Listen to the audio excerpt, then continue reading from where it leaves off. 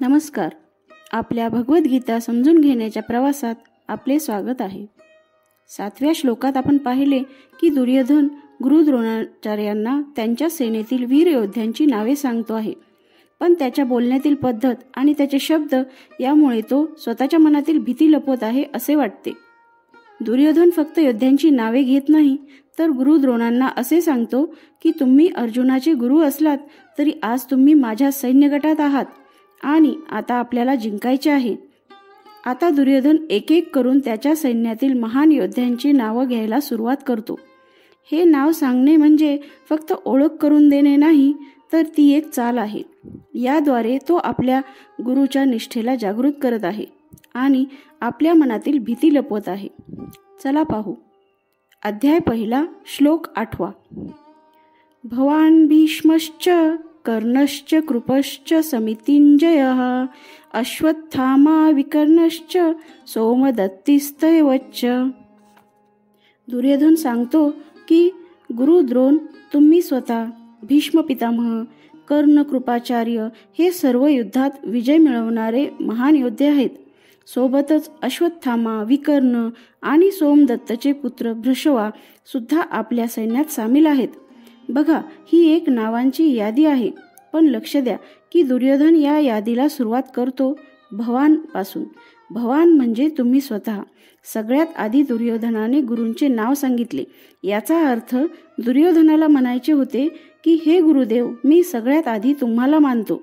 नंतर भीष्म पितामह, कर्ण, कृपाचार्य, अश्वत्थामा, विकर्ण आणि भृशवा यांचे नाव घेतो. यात एक चित्तवेधक गोष्ट आहे, ती म्हणजे या सगळ्यात अश्वत्थामा हे द्रोणाचार्याचे पुत्र आहेत. अश्वत्थाम्याचे नाव घेऊन गुरु द्रोणांना भावनिक केले आणि भीष्म पितामह, कर्ण, कृपाचार्य हे असे योद्धे होते की जे काही न काही कारणामुळे पांडवांपासून दूर झालेले होते. म्हणजे दुर्योधन ज्यांची नावे सांगत आहे ते पांडवाच्या विरोधात युद्ध करायला तयार आहेत. ही काही युद्धशैली नाही, तर हे एक मानसिक संरक्षण आहे. या श्लोकाचा आधुनिक जगात संबंध आहे. जसे जेव्हा आपण एखाद्या मोठ्या आव्हानासमोर उभे असतो तेव्हा आपणही दुर्योधनासारखे आपल्या समर्थन प्रणालीला, ताकदीला मोजू लागतो. जसे माझे गुरु माझ्या सोबत आहेत, माझ्याकडेही अनुभवी गट आहे, समोरच्याजवळ पैसा आहे पण माझ्याकडे समर्पण आहे, मला नाही पण माझ्या गुरुला आणि माझ्या गटाला माझ्यावर पूर्ण विश्वास आहे. हा आत्मसंवाद आहे.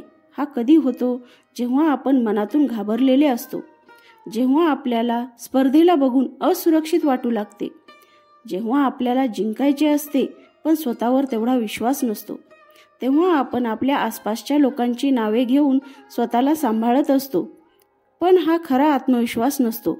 हा एक उसना आत्मविश्वास असतो, जो दुसऱ्यांची नावे घेऊन आलेला असतो.